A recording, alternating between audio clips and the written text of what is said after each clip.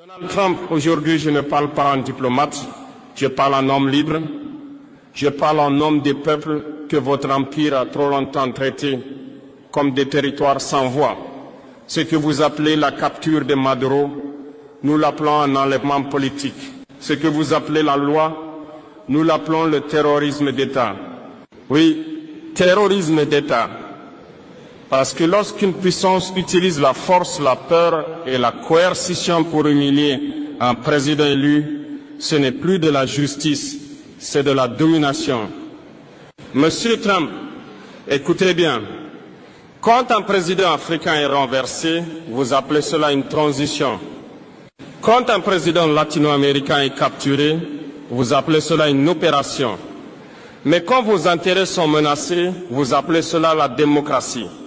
Deux poids, deux mesures. Toujours, aujourd'hui, Maduro. Demain qui? Aujourd'hui, c'est le Venezuela. Hier, c'était l'Irak. Avant-hier, la Libye. Et demain, ce sera n'importe quel pays qui ose dire non. Vous voulez faire croire au monde qu'aucune nation n'est souveraine sans votre permission. Mais je vous le dis clairement, un président n'est pas une proie. Un État n'est pas une chasse gardée. Un peuple n'est pas un troupeau. Ce que vous avez fait au Venezuela n'est pas un message envoyé à Maduro. C'est un message de menace envoyé à tous les peuples libres. Monsieur Trump, vous avez franchi une ligne. Vous avez prouvé une chose au monde entier. La souveraineté, selon Washington, est conditionnelle. Conditionnelle à l'obéissance, conditionnelle au silence, conditionnelle à la soumission. Mais l'Afrique regarde, l'Amérique latine regarde, Haïti regarde, le monde regarde. Et cette fois, nous ne ferons pas semblant de ne rien voir. Dans la prochaine partie, je vais vous dire pourquoi ce geste vous affaiblit plus qu'il ne vous renforce et pourquoi l'ère de l'impunité impériale touche à sa fin. Monsieur Trump, vous croyez que la force, c'est d'arrêter un homme. Vous croyez que la puissance, c'est d'humilier un État devant les caméras. Vous vous trompez. La vraie force, c'est d'être respecté sans menace. Et aujourd'hui, les États-Unis ne font plus peur, ils inspirent la méfiance. Vous avez confondu autorité et intimidation. Arrêter un président étranger, ce n'est pas gouverner le monde, c'est lui dire « nous n'avons plus d'arguments, alors nous utilisons la force ». C'est l'aveu d'un empire qui n'arrive plus à convaincre. Regardez bien ce que vous avez déclenché. En capturant Maduro, vous n'avez pas isolé le Venezuela. Vous avez réveillé la mémoire collective, la mémoire de l'Amérique latine, la mémoire de l'Afrique, la mémoire d'Haïti, la mémoire de tous les peuples qui savent ce que signifie l'ingérence, le chantage, la punition. Monsieur Trump, l'histoire ne vous obéit pas.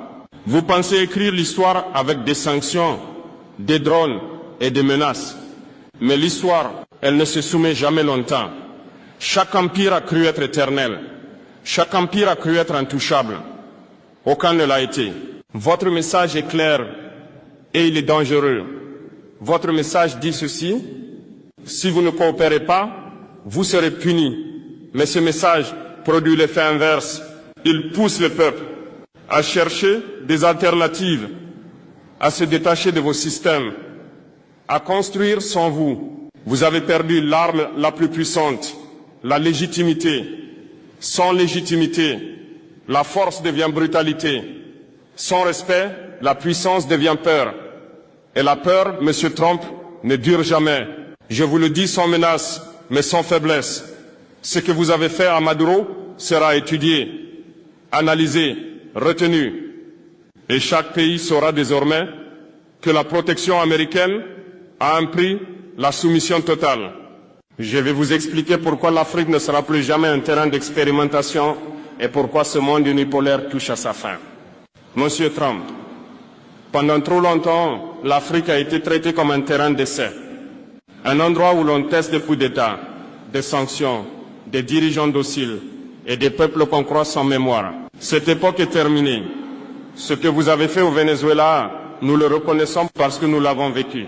Sous d'autres noms, avec d'autres prétextes, mais toujours avec la même logique.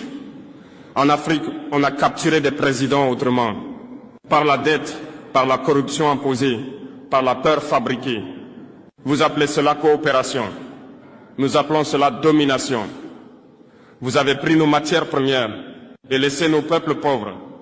Vous avez soutenu des régimes faibles pour mieux contrôler des nations riches. Et maintenant, vous vous étonnez que l'Afrique parle d'une seule voix. Monsieur Trump, écoutez ceci attentivement. L'Afrique observe la capture de Maduro comme un miroir du passé et un avertissement pour l'avenir. Si un président latino-américain peut être humilié publiquement, alors aucun président africain n'est en sécurité dans votre ordre mondial. Mais voici ce que vous n'avez pas compris. Nous ne voulons pas remplacer un maître par un autre. Nous ne voulons pas changer de chaîne. Nous voulons les briser. L'Afrique ne mendie plus. Elle s'organise, elle apprend, elle coopère autrement. Votre monde unipolaire se fissure. Vous appelez cela une menace. Nous appelons cela un rééquilibrage naturel de l'histoire. Quand un système ne profite qu'à une minorité, il finit toujours par être remis en cause. Ce discours n'est pas une provocation. C'est un constat, un avertissement calme, un message clair. L'Afrique ne sera plus jamais votre laboratoire politique, économique ou militaire. Je vais parler d'un peuple qui comprend cette réalité mieux que tous les autres. Haïti. Monsieur Trump, si vous pensez que le monde ne comprend pas ce que vous avez fait au Venezuela, alors regardez Haïti. Haïti n'a pas besoin de rapport. Haïti n'a pas besoin d'analystes. Haïti a vécu ce que vous faites. Haïti a été le premier avertissement, premier peuple noir libre, première révolution d'esclaves victorieuse, et immédiatement puni. Puni pour avoir osé être libre, puni par la dette, puni par l'isolement, puni par l'ingérence permanente. Monsieur Trump, Haïti reconnaît votre méthode. Quand vous parlez de stabilité, Haïti entend occupation. Quand vous parlez de sécurité, Haïti entend contrôle. Quand vous parlez de transition, Haïti entend confiscation de souveraineté. Ce que vous avez fait à Maduro, Haïti l'a vu venir. Parce que le scénario est le même de légitimer, asphyxier, isoler puis frapper. Toujours au nom du bien, toujours au nom de la démocratie, mais jamais avec le consentement des peuples. Haïti n'est pas faible. Haïti est entravé. Ce pays n'a jamais été autorisé à respirer librement, à choisir librement, à se reconstruire sans tutelle. Et pourtant, malgré tout, Haïti tient encore. Monsieur Trump, comprenez ceci. Quand vous humiliez Maduro, vous rouvrez une blessure haïtienne. Quand vous niez la souveraineté du Venezuela, vous confirmez à Haïti qu'elle n'a jamais été considérée comme égale. Mais l'histoire a une mémoire. Les peuples que vous croyez brisés sont souvent ceux qui finissent par inspirer les autres. Haïti n'est pas un échec. Haïti est un avertissement ignoré. Monsieur Trump, ce que Washington craint le plus n'est ni un pays, ni un président, ni une armée. Ce que vous craignez, c'est l'unité. Diviser pour régner, votre vieille méthode. Pendant des décennies, vous avez opposé l'Afrique à l'Afrique, l'Amérique latine à elle-même, les Caraïbes à l'isolement. Toujours la même stratégie. Diviser, affaiblir, contrôler. Mais quelque chose a changé. Aujourd'hui, les peuples se parlent. Ils comparent leurs histoires. Ils reconnaissent les mêmes blessures.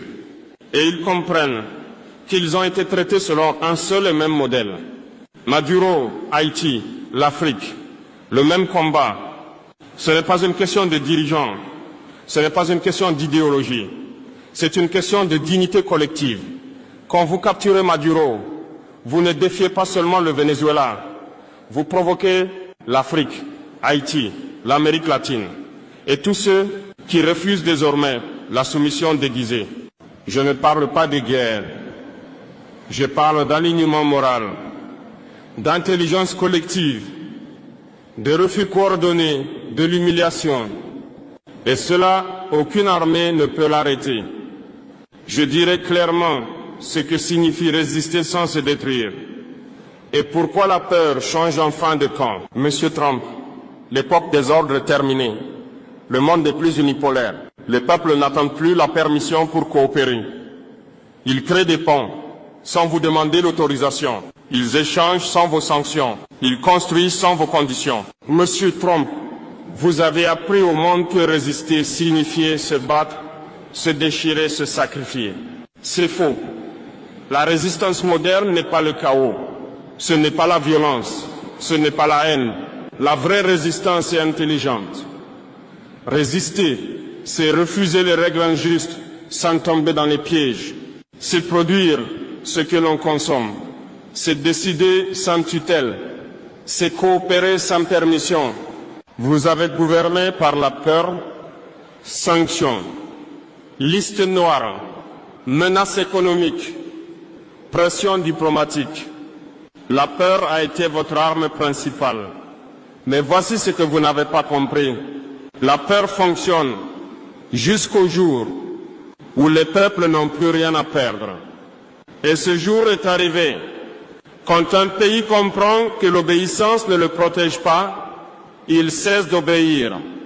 Quand un peuple voit qu'un président peut être capturé malgré les concessions, il comprend que la soumission est inutile.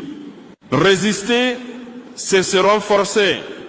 Ce n'est pas se fermer au monde. C'est choisir ses partenaires. Ce n'est pas s'isoler. C'est se libérer du chantage. La résistance moderne est économique, culturelle, mentale.